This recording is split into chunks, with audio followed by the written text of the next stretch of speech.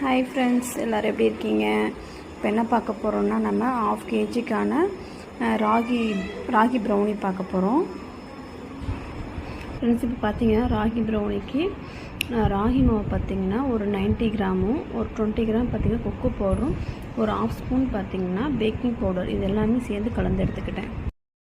எல்லாம் எடுத்து தனியாக வச்சுட்டுங்க. அந்த 2 முட்டையில் பார்த்திங்கன்னா கொஞ்சமாக வெனிலா எசன்ஸும், கொஞ்சம் சால்ட்டு, அப்புறம் நம்ம எடுத்து வச்சுருக்கிற 100 கிராம் அந்த சுகர், அது எல்லாத்தையும் எடுத்து பார்த்திங்கன்னா விஸ்க்லேயே ஃபுல்லாகவே நம்ம மிக்ஸ் பண்ணி எடுத்து வச்சுக்கலாம். அதுக்கப்புறம் பார்த்திங்கன்னா நம்ம டபுள் பாயிலிங் செஞ்சு வச்சுருந்தோம் இல்லைங்களா, அந்த பட்டரும் டார்க் சாக்லேட்டும், அது ரெண்டையும் இந்த எக்கு கூடயே நாட்டு சக்கரை அது ஃபுல்லாக கரைஞ்சதுக்கப்புறம் இதையும் மிக்ஸ் பண்ணிக்கணுங்க.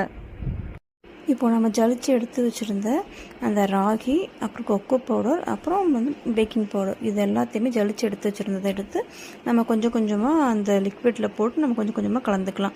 அப்படியே சைடு கேப்பில் பார்த்திங்கன்னா என்னோடய பாப்பாவும் கொஞ்சமாக ஹெல்ப் பண்ணி கொடுத்துட்டு போயிட்டாங்க. இப்போ நம்ம அது அந்த மாவு எல்லாத்தையும் நீங்கள் மொத்தமாக சேர்த்துக்காதீங்க. நீங்கள் அதை 2-3 பிரித்து நீங்கள் சேர்த்துக்கோங்க. சேர்த்துக்கிட்டு ஃபுல்லாகவே நீங்கள் மிக்ஸ் பண்ணதுக்கப்புறமா பார்த்திங்கன்னா, நான் இப்போ எடுத்துருக்கிற அளவுக்கு உங்களுக்கு அந்த பேட்ரு மட்டும் பார்த்திங்கன்னா 553 கிராம் வந்திருக்கும். அது உங்களுக்கு சரியாக தெரியுதான்னு எனக்கு தெரியல, வந்திருக்கும்.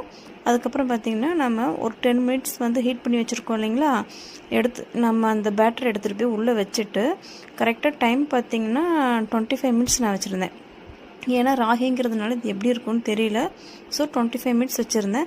ஓகே, நல்லா சூப்பராக வந்துருந்துச்சுங்க. உங்களுக்கு நார்மல் மைதாவை விட இது சூப்பராகவே இருந்துச்சு. ரொம்ப நல்லா இருந்துச்சுங்க. பயங்கர சாஃப்ட்.